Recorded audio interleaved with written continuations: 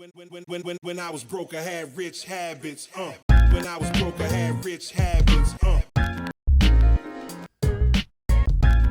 Thanks for checking in. This is part 2 of a previous conversation we had. Yeah, we have Brad and Tristen here again. And today, like we said, we're going to be going over some social media stuff, kind of what's coming down the pipe, maybe where we're going to be taking things, what to look for in the future. And additionally, we have some great questions that we answer at the end that you guys should all be interested in hearing. Very nice. Switching topics a little bit, I was drinking with a buddy the other day, and he was telling me about his situation. He's been trying to buy a home for years, 3 years now. Oh, it's a good thing you waited. Yeah, exactly. He waited till the right time to buy.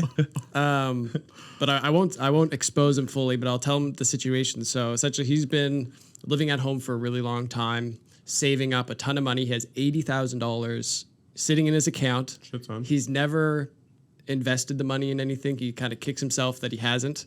Money under the mattress. Literally money under the. Would you suggest to him to put all that money down on a down payment, or do you think he should just pay the minimum down payment and keep that money and use it for other stuff? Because that's what I initially suggested. Because he's Minimum down payment. Yeah. I'm gonna change that. I'm gonna say it depends on the person. It really depends on their objective. If he wants to be an investor and he wants to keep buying and going through other things, minimum down payment for sure. Yep. But if he's somebody that, like, I have a lot of clients that want to reduce their payment a bunch, don't want to pay mortgage insurance, or just want to pay their house off ASAP, then slap down a fair bit of it. I wouldn't throw down the whole 80. You always want to have a slush fund, but maybe put down 60 or something like that. Yep. A lot of people I find want to do 20% down because then there's no mortgage insurance, which is a big savings. It's a couple percentage off your house because mortgage insurance goes as high as 4 or 4.5% of your house. Wow. So if your house is $400,000, you got to pay a $16,000 insurance premium to buy that thing. And what's that? What's that fee do, or what's the insurance? What the purpose of the insurance? Yeah, so to explain mortgage insurance, so conventional mortgages are 80-20. So the bank lends you 80%, you put in 20%.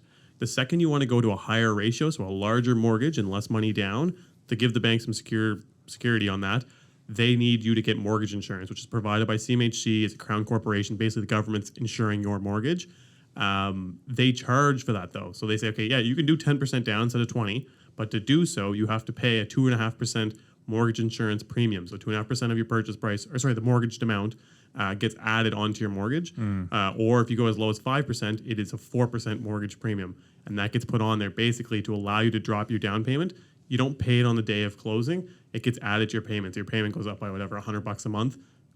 Yeah, basically, the less money you put down, they say you're more risky, so we need you to get an insurance policy, and that is the insurance is for the lender, so that if you default, they get reimbursed. Got it. Right? Yeah. About your friend. Yeah. One thing I want to say, when we're maybe ragging on him here, we won't be too hard on him. Not like everyone always feels this pressure to buy, and even in some cases, they feel a stigma around renting or staying at home. Timing is everything. Like, if you are not in a situation where you kind of know what you're going to be doing for the next 5 years, and if you have a really good rental or living situation where you can save money, then take advantage of that. Like, there's no, buying is not always the right decision, even though there's this kind of cultural pressure that if you're not a homeowner, you're falling behind. I don't think that's necessarily true. And because money is so cheap right now, it's my opinion that you should put the minimum amount down. So that'd be 5% down. The reason being is every additional 5% you put down, yes, it saves you some interest, it saves you some penalties. Maybe the effective rate of that is 5%. If you can't take that money and do better, make more money than 5% on that remaining $60K, I don't know, you're doing something wrong. That said, clearly you have a risk-averse friend. They haven't put that money anywhere else, and it's gotten hammered by inflation. Yeah. So he should put that in something like a property, and he should put more down because he's not using it for something else. Yeah, Me, who wants to use it for 100 different things, I want as much liquidity as possible. If he's a bit more conservative, he wants like a set it and forget it model, then maybe he should put all the money into the property because it'll save him on the interest rate. He'll also get some appreciation on the value of the home. So while I jumped the gun and said he should put the minimum down, depending on his personality type, maybe that's not a fit. Maybe he should put more down. I think we should get a scoreboard here. Neal Chandler. I think that with his situation, that's a little bit unique. Is he's worried about being like house broke, essentially, where he's buying a property where he has high standards. He wants to live in a nicer area, but at the same time, he's saying, "Oh, I kind of want to stay in that $350,000 range, which isn't going to get you many nice areas. No. So I'm suggesting to him saying, push the budget, push it a little bit, maybe get something a little bit nicer, and then make that minimum down payment, and then keep that money so you're not house broke. Yeah. Do you think? Yeah. Am I wrong by I saying agree. that, or I agree with you. Yeah. because you're going to make yeah. money in like the property is Sidelining's going not to gonna help him, appreciate. Again, you're saying he's pretty conservative, so having a slush fund would also make a lot of sense. Like maybe he finds that happy medium, putting 10% down, having 10% in savings. Yeah. It's really tricky. It's a very scenario based situation. Like it's kind of what specifically he's looking for. Also, the rental thing. Like I'm a big advocate of saying if you got a good rental that makes sense for you, owning a house isn't necessarily the right thing. Like a lot of people are like it's the best asset to have. All this, it's a good asset to have. But if you do something with your money that makes you money, Right. that a decent rate of return, you do that and make your money and just live in a rental. Like there's no requirement to own property to get ahead in life. Like you can turn that $80K and some investments to something enormous over time. Yep. That a house might not even achieve. Do you know what I mean? Yeah. The other thing he has to think about is that the first home is not the forever home, right? Yeah. Like he needs to get, if he's worried about missing out on the real estate market, he needs to get a hold of something kind of sooner than later. But it doesn't have to be his forever home, right? I mean, we've moved multiple times. We've been in different properties. But the opportunity, and this comes from the refinance and the appreciation we're talking about, he'll have a better chance of getting the home he wants if he has a home currently. Right. Yeah. Right. That's where so much of the snowball starting earlier makes a big difference. Yeah. You know, I hate to say it, but if he just bought anything 3 years ago, I know. he could be selling it and buying where he wanted to be. And but there's no rewind button, and there's still going to be opportunities moving forward. Yeah. But he's going to have to think outside the box, maybe an area that he wasn't planning on, or maybe a 12-month timeline in a property to then move somewhere else and so on. Yeah. Yeah. But you're giving him good advice. Yeah, no, that's awesome. I relate a lot to what you said earlier about like the investing, because for a long time for me, I was reinvesting all my money in gear. So I was buying cameras, I was buying computer equipment, and I feel like now I'm finally in a position where I'm like, okay, I have what I need. Yeah. I don't need to purchase more. I'm building up savings, and I'm thinking about buying a property. So I'm like getting into the market, but like my sister's also trying to buy a property right now and just seeing offer after offer after offer just getting declined. It's discouraging. It's very discouraging. It's not, I want to be able to be excited about buying a property. I feel like even with cars now, you call into a dealership and they're just like, do you want it or you don't want it? You know? And I feel like it's the same way with homes right now. So what do you think I should do in my position, you know? Specific answer for you. Exactly. Like, do you think I should be running out and looking at every single property right now? Do you think there's going to be more options coming up later? I know you're not fortune tellers, but what do you see with the market? Is there going to be more options this summer, do you think? I think there'll be a little bit more that comes on, but I don't think this is going to change anytime soon. I think maybe the price growth levels will slow a little bit, but it's still going to continue to go up. Like, it really depends on your objective. This is kind of something we've talked about a few times. It's like, what's your end goal? What are you trying to do with this? And then you kind of go from there. Like I said, if there's an opportunity for you to make money somewhere else that you're more comfortable with doing, then do that. But if you're also in your head, you're like, I really want to feel like I own my place. Like I'm not happy to rent a condo. I want to feel like I own the condo. Then that's the move that you have to make. I wouldn't say the direct right answer. You have to pick and choose what feels right for you. But it doesn't hurt. Obviously, if you own your asset, it's nice to have. And for a lot of people, like it is a strong way to make money. You have a business, so it's a little bit different, right? Yeah. Like you might have other opportunities to make money with a business. But if you're on a more standardized salary job, a home does become a bit of an investment for you, and it becomes one of your more lucrative ones sometimes. Yeah. But yeah, I think it's worth for you to consider. Like if you're really wanting it, and that's something because I know a lot of people like it's a feeling that you get basically by being a homeowner. And I found that the first time I bought a place, like my rentals I never cared about, and then I got a house and like I always felt like fixing things up and kind of taking care of stuff and painting and working on it, and like I really enjoyed that, and it was nice to kind of have that stuff. So if you want that, then I think you should make the move. But if you're just feeling the pressure to do it because you're like I'll never get in, maybe you do something like instead you go buy an investment property if that's something you're interested in doing in a outer skirts area, and then work your way back into buying the house you want. I feel like that's what I'm worried about. I feel like if I don't buy a house now, will I ever be able to afford one? That's my fear. That's legitimate fear, man. Yeah, I said this. fear, yeah. I said this to my in-laws. I said this to my sister who's in Toronto.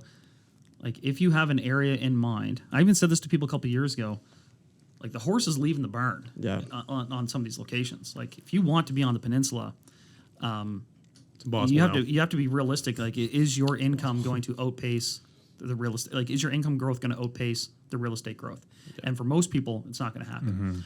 You said off air before we started here that you see yourself as like a Halifax, Nova Scotia, East Coast guy for the rest of your life, True, right? true. East Coast lifestyle. You know, Let's go. Free promo. So you're going to be here, right? And you probably have an idea of roughly where you'd want to live. Yeah. It's probably a good time to start feeling a little bit of pressure to make that So happen. the pressure is. I mean, I don't know if you Pressure's plan on. to be in Toronto long term. I couldn't tell you what I'm doing tomorrow. Exactly, right? So that's a situation where you shouldn't just be running out, slapping right. down some money on a property. You want to think, am I going to be here 3 to 5 years?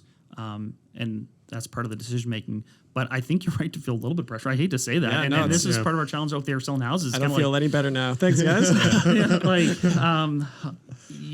I have people who have taken their time over the last 10 to 12 months, and all that's happened is the market's gone up Yeah. 25%, and Yeah. now the area they had in mind is not really an option. I feel like it's a great learning opportunity too. Like now you're going to step into a new phase in your life where you're going to get all of these questions that I asked them answered by doing it. Yeah. You're going to gain experience, and then Yep. this is how my mind works, and it's the reason why I don't know what I'm doing tomorrow, where I'll be next year, whatever. I've already went from St. FX to London, England, and now I'm in Toronto, and I thought almost came back to Halifax, but I said no, and so I just no idea. I think it's just like that new phase, and you're going to learn something, and nothing's permanent. Yeah. Like you can always, I guess, in my mind, you buy the house, oh, I don't like it, sell it next year. Yep. Yeah. Yeah, I mean, and during a down market, it sometimes can not be that simple, right? Because you can take some losses, mortgage penalty fees, Right. and all these things. But real estate is a very sound investment, and people right now are a little bit worried about purchasing like at the height of the market and things Yeah. like that. But I always tell people, you can always rent the property, and if you're looking for yourself, once you're in the home, up market, down market, first and foremost, you've got a roof over your head and you got a place to live.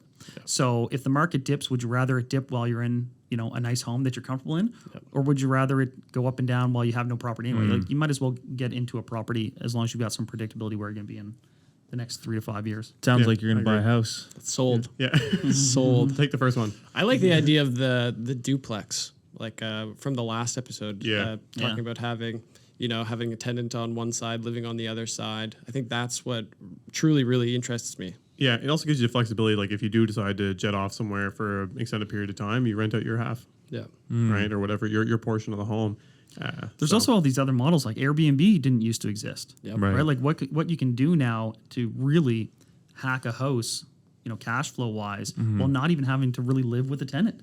Yeah. These were things that weren't available 10 years ago. So yes, it's a different market, but there's still opportunities. Ooh, house hacking. That's a trigger word for our TikTok friends. Oh yeah, Trigger word. they do love Free that. houses. I had one more question about Yeah. my situation. Yeah. I have student debt. Yeah. I have a car. Yep. Does that play a huge role in getting a down payment? And what would you say to listeners who are also in that situation who still want to buy? Yeah. So yeah, that does play an impact in there, and it depends on kind of what your payment structure is. But it's something you really need to consider. And this is like even what we've said before. Like you can't even buy a car between the time you accept an offer, and the time you close on a house, because it can impact your mortgage. But all mortgages are given out on a debt service ratio. All mortgages are, and it's the idea of how much debt you can actually pay for. So they take what's the ratio of your income? 40%. Yeah, roughly it's a bit less, but yeah. roughly 40% of your income can be utilized towards that, but they also factor in your other debts in that. So if 40% of your income's $1,000 and then you already have a payment that's $200 and $300, they're only going to factor in $500 towards your mortgage approval. Different banks will do different things, and then when you look at a duplex, they might be able to include that rent from half of it to offset and be included in your debt service ratio. Oh, okay. Yeah, so that's where the benefit can come in. But it is something to consider, and this is why I say to a lot of people, like, be careful in getting too crazy with a vehicle when you get started. And the student loans, and sometimes I've had it where, okay, there's 20 grand left in your student loan and you have 30 grand set aside.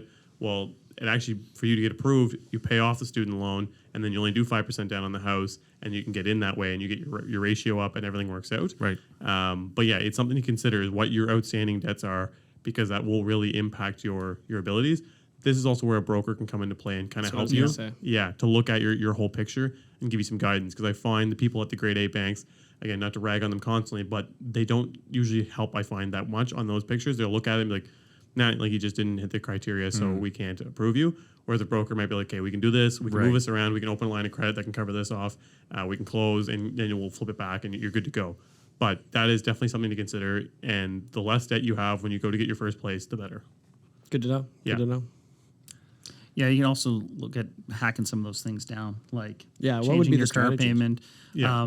Depending on the nature of your student loan, if it's federal, you can often call them and get it reduced down to like a new lower minimum payment. So that obviously helps because they're looking at how much money goes out of your income every month. Okay. You can even do something that's a bit more complicated, like you can effectively refinance your car and change your terms on it to lower what might be a $550 payment down to like $350, and that $200 a month will make a dramatic. It's 40 change. grand. Yeah, it's a dramatic change on your pre-approval. So these are things, again, you can talk to a broker about to take a situation that might be like okay and put it into a really good situation. One final question about my situation. As you guys are, like, you guys are business guys. You only claim X amount of dollars a year as income, and I do a similar thing as well. Keep some of it in a corporated account. Yeah. How does that look for me as far as like my service debt ratio? Because I only pay myself X amount of dollars, where Minimum to I'm live. making Yeah. X amount more. So this is something that we both face a lot, but where you're starting out, this is where you really want a broker involved. B lenders will look at your whole picture, and that's what happened with me. Because again, all my realtor income is going to the corporation. My personal's very, very, very low. I wanted to buy a nice house, and so they just basically took my realtor corporation and me, seeing as I'm the sole shareholder in the thing. Yeah. All the income goes to me. All the income that goes in there is technically labeled with my name on it, and they're able to use that as an actual income to approve me. And they're just like, yeah, we understand that if you need more money to pay this, you can just draw it out of your bank account whenever you need to. A lenders will do that a little bit too. A lenders will do a bit, but they're going to want to see 2 to 3 years of financials, and they're Yep. going to want to see some That's like key. stability too. Like if you, let's say, make 50 grand this year, 75 next year, and 100, they're probably either going to take the average of your lowest 2 years. They might do an average across the board. They're not necessarily going to average the top two. Some do, but on average, they're not going to give you a great setup on that. Whereas a B might be willing to do the top two or the last two sort of thing, and they'll be a bit more flexible. It's also the reason why, like, we're coming to tax season, right? Like, I don't know if you filed your taxes yet for 2021. Have you, Brad? No. But, this may be a case where if you're thinking about buying a house, you pay yourself more this year, Yeah. right? Yeah. There's so many people who say, oh, man, this is great. I got my income down to next to nothing. It's like, well, then they want to buy a house and like, oh, shoot, maybe I should have paid a little bit more income tax to be able to afford a home.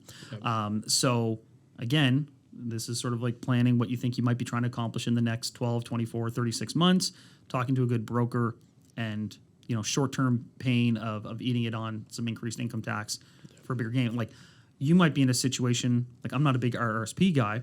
However, you might be in a situation where you pay yourself more, take some liquid cash, put it into an RRSP, then you get a rebate on your taxes, so you kind of net that out okay, and then you can take the RRSPs out as your Penalty free, tax free. as a down payment on your first home. So, these are things that you start to strategize when you know that buying is on your horizon. And this is something that a mortgage broker would like advise Yeah, a good you one. with. A good Yeah. one, yeah.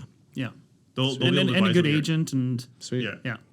Nice. Yeah. Well, guys, I don't have anything else for you. I got everything off my chest. Do you have anything else? Let's get into It the was- mean tweets then. Well, what do we it got? was, I'm just trying to. There's some more mean tweets. There's some questions that were I sent got a in. question for you guys while you're scrolling there. Yes. Because we sort of shopped around when we were trying to figure out our marketing plan moving forward, and this whole social media, it's a new way of doing business that obviously you guys have leaned into.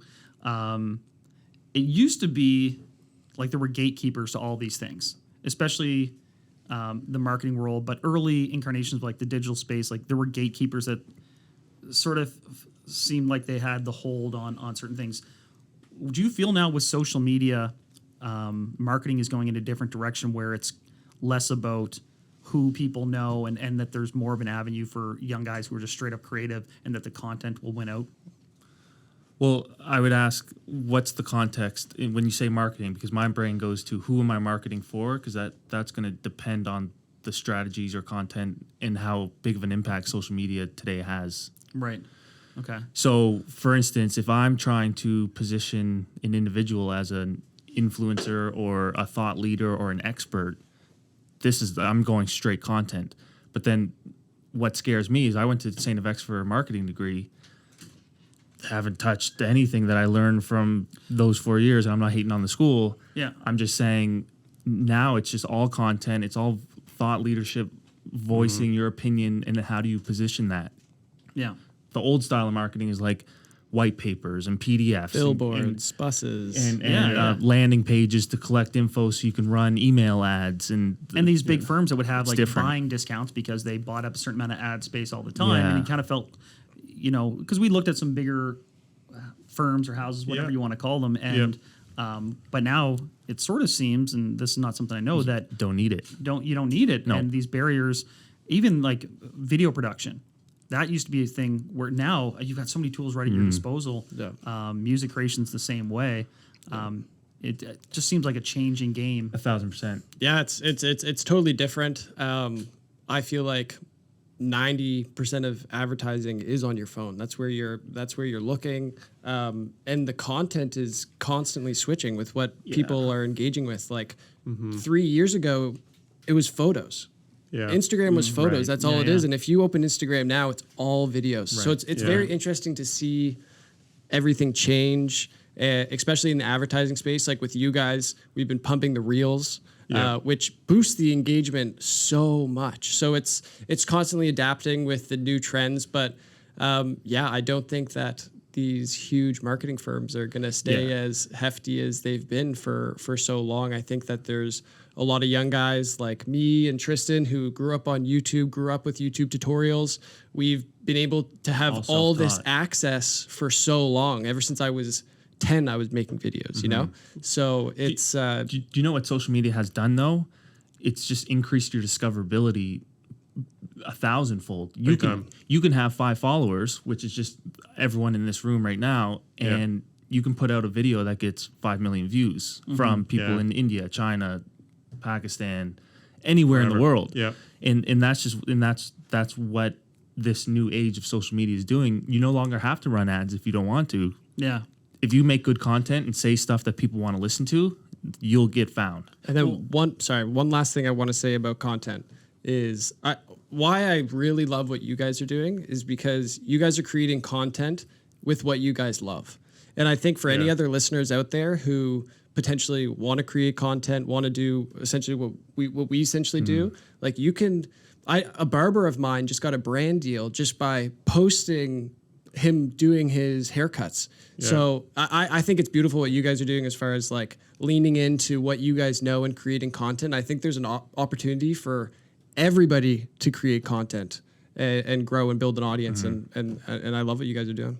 Definitely. What do you guys think is kind of the next thing? I know that's hard to predict, but I always look at this like, I'm a late adopter, and the real estate industry is a real late adopter. So as soon as I saw realtors start doing this, people can't see what I'm doing if they're not watching, but the little thing where you point to the words, as soon as I saw realtors doing that, I'm like, okay, that's over then, obviously, right? Like, because if it's now being adopted by our industry, that's not the thing anymore, right? But that was a thing, right? So, like, I think value-based content is king. So with your guys' page, every post that we make, we're trying to teach somebody something new. Sometimes the trends that I see some realtors do, I don't think it might get views and it might get likes, but it's not truly giving their audience value. So at the end of the day, those trends where people are pointing and they're being funny or whatever, true value-based content, I think, wins. And I'm not trying to hate on that. Like, people think it's fun. We were just very specific, like, oh man, we don't feel comfortable doing that. Correct. It wasn't what we were trying to do. Superficial. Yeah. I just want to jump on that. I think value-based content is when you give your audience access into your lives. So I think going live on Instagram and whatever, and while you're making a sandwich and acting like you're on FaceTime, but with one person, but you're actually on live with 100. I think that's the next I thing. think like That's the future. my favorite content that I watch is when, like, imagine your favorite celebrity or movie star, whatever, just started posting content about their day, waking up. What is their like? Me and Chandler Man- driving around, pissed off, yelling on the phone, Correct. eating a sandwich. Just You guys like, remember the app I told you about? We're going to talk about the app that I have in Okay. mind. Remember? Yeah, off. Where it off. disappears? Yeah. Anyway. It's as the more access that you can give your audience, that's what they want. You know, you say that too. This is funny. I feel like China is oftentimes on a little bit of ahead of us on the trends for like technology and that. Vlogging and like when I say vlogging, I don't mean like making a weekly 1 hour vlog. I mean right. like literally like you're saying live streaming your life, yeah. what you're doing Yep. is hugely popular over there. Hugely popular. And it's starting, like you said, it's starting to happen here. And it's a mixture, I think, of people living vicariously through others. Correct. Doing what they want to do. And also just a curiosity level. Like, Well, video game streaming is not dissimilar to that, and neither Yeah. is reality television. Where if you look at about probably reality television is 50%, maybe more if you count sports. It's probably like cigarette of 80%. TV. You know, yeah, just hooking something up and just Yeah. That's what it is. So if you can get comfortable enough to open yourself up to the public to be judged, that's how you're going to be successful. Doing your like I'm trying to force myself to do daily vlogs or take a story of us. Yeah. Take a story of us before we're doing this is just to let it can come off as vain and it can come off that you're full of yourself and why are you showing everyone your life, but sick abs, bro. it's interesting, you know what I mean? So like come on. So that's good. So that's where we're headed. But what I would say about like the future of content, I think it's getting shorter, especially on the Yeah, man. phones. Fast. We're gonna talk about this app when we Fast. get off here because It's like 7 seconds, 15 seconds, 20 Attention span seconds, and then Quick. there's the long form, which is getting longer and longer and longer. Like Joe Rogan, top podcast in the world, 3-hour episodes every time. So I think it's a someone mix. said we need to talk for longer. Most people I've had respond to us have said we need to talk for longer. Because they want more access into your mind. Well, that, and then on the dirty flip place. side, I had one. Okay, you don't want to be. You don't want to hit my God damn. But I bumped into someone in the office yesterday, and they said we should try and shorten them. But she was also a very, I guess, like she's a realtor, so she's kind of running around, and she was struggling to get through them. But on average, I think most people have said they want to have longer. And I find like, if I'm enjoying a certain type of content, whether it be YouTube videos or whatever, I've been kind of looking for more. Because I remember like maybe 3 to 5 years ago, YouTube videos were 4 to 8 minutes. Yeah. And I always felt like I was excited for it, and then I Right. always felt like I didn't get enough. Yeah. And now any big producer on YouTube is doing 25-minute long videos, and it feels a lot better. And you saw with the Kanye documentary that came out. I know you're not a fan of Kanye. No, I respect Kanye as an artist, just not as a Right, that's person. right. But like, imagine this is how my brain works when it comes to content. You guys are going to be able to watch these podcasts back in 20 years and be like, God damn, look Oh, at where man. we were and where we came from. Get my Yeah. hairline. So No, but like yeah. that Cootie guy who filmed everything going back to That's like right. the late 90s. how sick is that to go back and man. watch? It's Yeah. all about that was documentation. cool. Yeah. So the more that you can document your life, your audience is going to enjoy watching that documentation. Thought Yeah. leadership, expert thoughts, whatever. So 2 things. I'm like, is this going to get split into 2 episodes? Do we just do our 2 episodes? Second thing, I would like to hear, if anyone is still listening, if this gets out there, if people would be curious to see stuff like that. Like, I don't know if people are here have registered in North America that they want that yet. Like, I don't know if people are actively understanding You that they mean want like vlog vlog vlogging? style, lifestyle stuff. Oh they man, do. I think they have that. That is reality television. Yeah. That But- is live streaming. Like, and I was really curious about this because I met this guy one time, and he was actually at St. Mary's. He was playing football, but he was big into video games. He was like skipping his classes, playing video games, and I think his girlfriend was like, "You should try to make money out of that." And he doesn't compete. He's like, "Oh, there's a big difference. I'm not a competitive gamer. It's like I'm not even necessarily that good relative to some other people, but I just play, and people engage with my personality." Yeah. And he's like, it is work. It kind of is fake sometimes, but they just like to, engage with him. And my kids, they watch the same stuff. I'm like, you're just watching someone else play the video game? I know. It blows my mind. But I don't play started video doing it. games, But I watch it. sports. They're like, you watch someone else That's play right. basketball? That's what I was like, gonna say. It's the same. It's because they're better at it than you are, so it's fun to Yeah. watch them. Yeah. Yeah.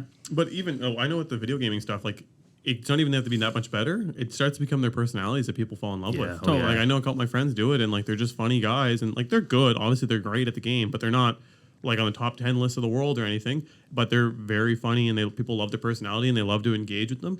But I was going to say the reason I'm like sort of on the fence still in North America, I think it's going to take over. I'm 100% with you guys. I think it's going to get to the point where like this is where I'm obsessed with the VR and the metaverse stuff. Like I think it'll literally get to the point where people are trying to vicariously live through people, and like the top content producers will be walking around with like glasses that have a camera, and literally the rest of the people will be watching what they're doing through a VR set. That's far down the road. But in today's market, like I see guys do like Instagram lives and stuff like that.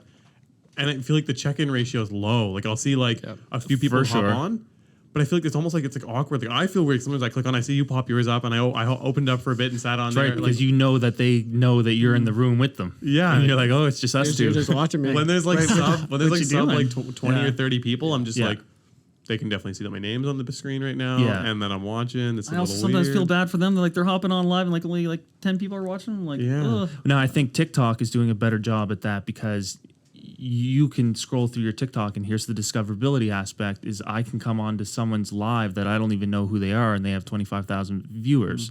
Versus Instagram, it is kind of just your friends that you get notified about. Also, I want to say out for the record, Instagram's dying. Instagram is becoming the Facebook. Facebook is where all the my grandmother's on Facebook. So Facebook used to be the cool place. Then we all ran from our parents and went to Instagram. And now guess what? All of our parents are on Instagram. And that's why we're all running to TikTok. Instagram's dying. Get on TikTok if you're not on TikTok. And brands are taking me, man. You're killing me. You gotta I'm just saying. Don't get left behind. So we're going to talk about this app more, but I kind of had this revelation where Facebook was almost documenting and cataloging, right? Here's a photo dump of my trip that I went on 3 months ago. Yeah. And then Instagram was more... and there was a lot of filler of like people posting stuff, and there's just too much filler. People realized we want the pictures. The pictures are short, they're consumable. That's right. And that's where kind of Instagram took off. Yep. And there was a certain voyeurism to Instagram where you would follow people on Instagram that you wouldn't necessarily friend. There's a difference between following and friending on Facebook. And with Snapchat and TikTok, it just got quicker and quicker. That's right. And people like the idea that something might be happening in the moment, right? You take a picture of your meal on Instagram. This was like an early big thing. For sure. And it's like, boom, that is where I'm at in this moment. This is what I'm eating. And people like that voyeurism in that in the moment. phone eats first. This is why I sort of feel that the new thing is going to be similar to live vlogging. I hadn't thought of it as a continuous stream, but this instantaneous, if it's not posted now, it disappears. It can't be posted again. Like in the moment. Correct. I think there's an opportunity to like just throw live on while you guys record. Just because like those diehard fans that you guys have on Instagram and TikTok, it'll show up right in their feed, and they'll get that uncut version of it that's gone after. Yeah. And that drives engagement. Like one cool thing about Instagram is if you are on all of the surfaces, so if you're doing reels, if you're doing photos, if you're doing stories, and you're also doing lives, Instagram pushes that stuff even more. So going on all surfaces, on all platforms, if you're on TikTok, doing the stories on TikTok, doing the lives on TikTok, it boosts all that stuff. So in your guys' case, I would say where you could see use of the lives would be during the recording, literally throwing the iPhone on a stand, and people will be able to see all your guys' bad jokes that you guys cut out or whatever. All the raw stuff. They're even worse than the ones that we don't cut out. That's right. But I think there's an opportunity I'm there. super, again, like if someone's listening, like would you be interested, even like when we filmed the shoot at the 8 unit, like walking through that, like to be honest with you, I think if we did a raw walkthrough, if it was just filming the whole thing, because we're still learning to be on the camera, obviously. The raw stuff off the camera, I think, was really good. And I think once we got on the camera, we got a little nervous. Or it's just a little, like, we get a little bit scripted. And you know what I mean? And so I'm like... People love that stuff. Remember when we first got there, walking around talking? Like, I feel like that would be awesome if we could live that at the same time as doing our shoot. Yep. But is there a place that when you live it automatically then converts to a video after? So people On who Instagram. Get it, Instagram. Yeah. So then it automatically goes to a post? Yeah, you can post them right download away. it. I think you can download it, right? You can right after, once you're done the live, it gives you option to post God, that's dangerous. the actual recording. It is dangerous. A lot of people get in trouble for it. Yeah. Like Paul Pierce went live one night, and that was so good. What happened? Strippers. he was partying with girls and money and ESPN drugs, and then Yeah. lost his job. And No way. Yeah, and not he good. leaned into it too. He's like, "Not sorry." Okay, well, you're not employed either, but he doesn't need the money. So Shout out to the truth. The truth. Okay. Well, for sure. Chandler and I won't live those, But I agree that in that's the benefit of having a talented videographer, is that the post edit, you can do a lot of magic in the post edit. You can add sentences, words in between and you guys make our jobs great because you're well spoken. But I've seen some people take a word from the end of the podcast to put it into the sentence at the beginning of the podcast just so it Yeah. makes more sense. It's Yeah. all storytelling. I watched a really good breakdown of that's good with me. Gary V. And he's like, "Man, all I do is I just have this crew that follows me the entire day. 24 hours. He's like, and at the end of the day, they've turned out some nuggets in there, but it's inherently raw because he just goes and around. it's genuine, and you do talking that his talk. consistently. Yeah, you Yeah. start building your. my gears are turning right now, man. I'm like, Yep. where to go with this now? Love it. I think, another cool idea. Again, if someone's listening, tell me if they'd be interested in this. But if you brought your deal on and we just raw talked about it, like that's something that because we have so many people I feel like that message us asking like, here's my specific deal that I'd like you to review. Oh yeah, man, we never got back to that guy. 'Cause I it's was just gonna like- We have questions. We do have questions. Oh, and we Should got we do and that we got quickly? Did we do Yeah, the let's tweets? bang a few of these we off. We did at the beginning a little bit. Okay, so these are two questions from the audience, and also if you're listening to this and you have questions, put them in because it's a great opportunity for Especially in the comments, man, because we see them Comments. way Yeah. easier in the Comment, comments. we see them way easier, Mm-hmm. and we'll get back to you. That's mine and Tristan's job Yeah. to look at the comments, give them to Chandler and Neal. So if you have any questions about anything at all, comment, and we'll make sure Whatever. that. Or if you want an episode topic, I think that's a big thing too. We look at all the comments, we look at everything. So just let us know, Yeah. and then we can forward that to the boys. So this one's from Andre Akins. He says, I just listened to season 2, episode 10, and I was really interested in the idea of buying a single family home and adding a basement suite versus buying a duplex because of how fast they are appreciating. What are the main items you look for when viewing a home to know if a legal basement unit / suite can be added? Do you have any documentation or links? I assume there is more than just zoning, so I was curious. Yeah, so a lot of it's going to depend on where they're writing from. We are in the process of a complete rezoning here in Halifax. So if you've already been captured in the first phase of that, which is sort of peninsular and downtown core, you already know as of right what you can do. Effectively, in all those core areas, they're allowing a secondary suite. So there is more than zoning to it, but it is getting cleared up quite quickly. You just have to do a little bit of due diligence to know in that particular area, are you going to be able to do this as of right? For example, in Fairview, you can automatically add a second unit, no questions asked. Most of Herring Cove, Spryfield, same deal. Downtown Dartmouth, same deal. Just as of right. Now, it's important to understand that being able to do it isn't the same thing as having it approved by the city. Right. All the time we hear this, oh, well, I'm in this zoning, so I just put a secondary unit in there. And I say, no, it's like a driver's license, right? Just because when you're 16, you can drive, you still need to go and get a driver's license. Right. So just because you're in the right area that you can add a secondary suite, you are still going to have to go through the process with the city. And I'd like to give them a simple answer of, here's how you know instantaneously, but it is location by location. It's getting cleaned up. A lot of it's really clear now, but depending on where he's looking, it might mean Who does he go to get that driver's license, or like? Well, who the do you actual talk planning to? approval is going to be through the planning and development arm of HRM. But first and foremost, whether or not he can do it, a lot of that information is available online, or consult your realtor. They'll be able to guide you through. The center plan is what's being applied to a lot of these areas right now. Yeah, I was gonna say, unfortunately, like a lot of people want to get the permit before they close on the property, before they firm up or make an offer. not happening. You're not gonna be able to do it. You basically have to look at everything and make sure that based on the rules that you can see, it fits all those requirements, and then go forward with that. Unfortunately, you just can't get a guarantee in time to then make a bid on a house and buy it. But that's, again, where your realtors should come into play. They should have a good understanding of what it takes, and they can go through and be like, hey, you're going to need to do this, this, and this. Ceiling height's like this, windows are like that.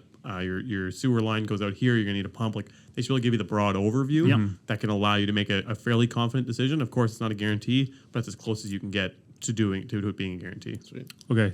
And the last question, Neal, you sent this over last night. Yeah. Question. It's from Nathan McKinnon. Is that the man, the myth, McKinnon the we're legend? talking about? I don't think Nathan McKinnon has Was it named? social media at all.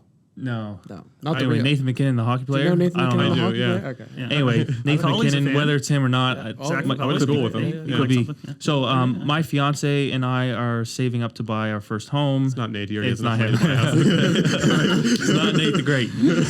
And I've talked about buying a fixer-upper in order to build up some equity. Since the price of a single-family home in Halifax is increasing so rapidly, it's taking longer and more time to save up for the down payment. My question is, since essentially all of our savings would be going towards a down payment and closing costs of the property, how do we finance a renovation after buying a property?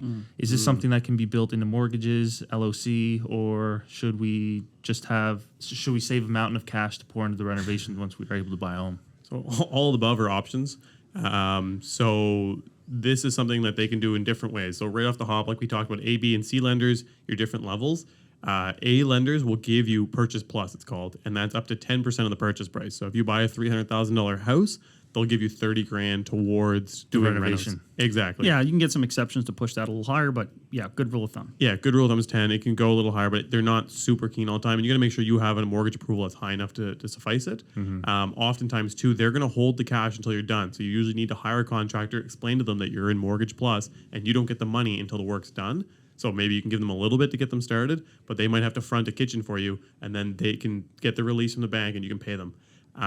The next option is B lenders, and they're willing to go to any level, really. Like they'll do 150% of the property cost in reno as long as you have an appraisal showing the value's there. So, for example, my lake house, that's what I did. I bought the house. I needed a reno almost worth the exact same amount of the house. And so they gave me 100% reno on top of my purchase. Wow. But it's because I had an appraisal showing that the end value once I do this reno is X. And so they said, yeah, no problem, we'll give you that. So they lent me up to that point, and I get draws. So it's a large amount of money. So obviously I'm not waiting till I'm done. I do 25%. I call an appraiser. They come in, they say, yeah, he's done 25%.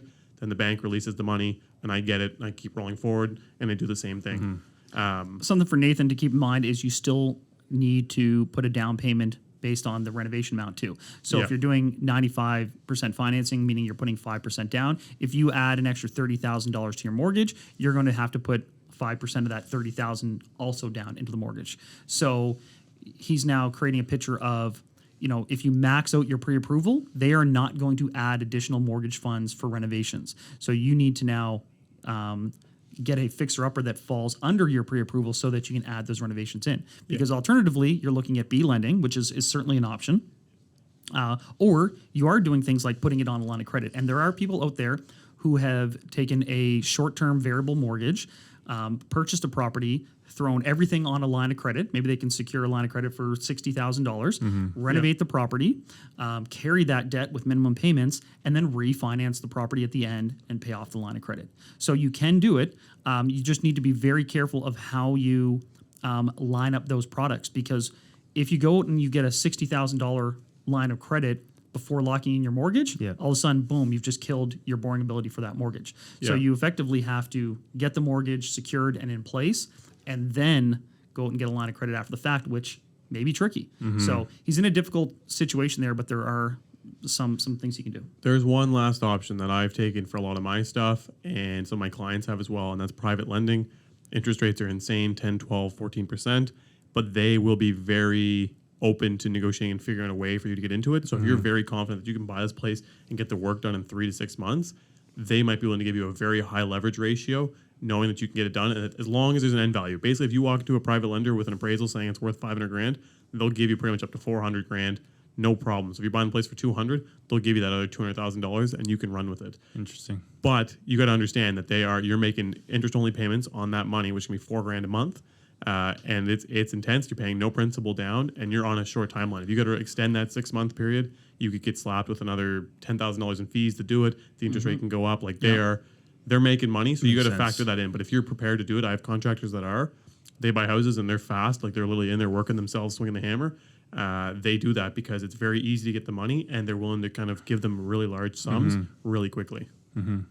Well, hopefully that answers Nathan's question. And then the NHL Nathan, I'm sure he doesn't save up for his. I think he built a giant house in Green Lake. I think he's all right. Yeah, he's good. Okay. Awesome. Well, let us know if you guys like this episode, and because I enjoyed it. It was fun for me being someone like I'm excited to watch it back. Yeah, do you guys want to throw out your handles and anything else that you're up to that's exciting? Yeah, you can find me on Instagram at T_Ross4. Follow me on TikTok, TEERoss5. I gotta switch. I'm trying to make that more consistent. But yeah, I'm out there. Tristen Ross. Find me. I'm always open to talk about stuff. Captured by Brad is my Instagram. I don't even know my TikTok, to be honest. But yeah, you can just reach out if you need anything. As far as honestly, what I really want to lean into more is this podcast stuff. So creating these clips. We've only been working with you guys for a month. It's been an absolute blast to see the growth, to see the engagement, the hate comments, and I want to keep growing. It's fun. That. Yeah, it's fun. So Yeah, awesome. Well, I mean, thanks for coming on, guys. Yeah. I think it was super fun. I enjoyed it. Leave us a comment. Let us know if you like the engagement between us and kind of how it was going. I think if we get good feedback, we'll definitely be doing one with the boys, Mark and Jamie here at BNV. Just same deal, kind of chatting about what we're doing, what they're doing for us. But yeah, we're super pumped. I think we're both very happy with how things are going. Like we're excited to see it grow, and I think everyone hopefully listening is interested to see it grow as well. I'm glad you didn't pick a big marketing firm. Yeah, Exactly. No, thanks, guys. awesome. Thanks. Thanks for checking out the episode. Don't forget to like, subscribe, and press the bell button for notifications. If this is your first time here, check out our back catalog for more episodes. Thanks so much for watching. When I was broke, I had rich habits. When I was broke, I had rich habits.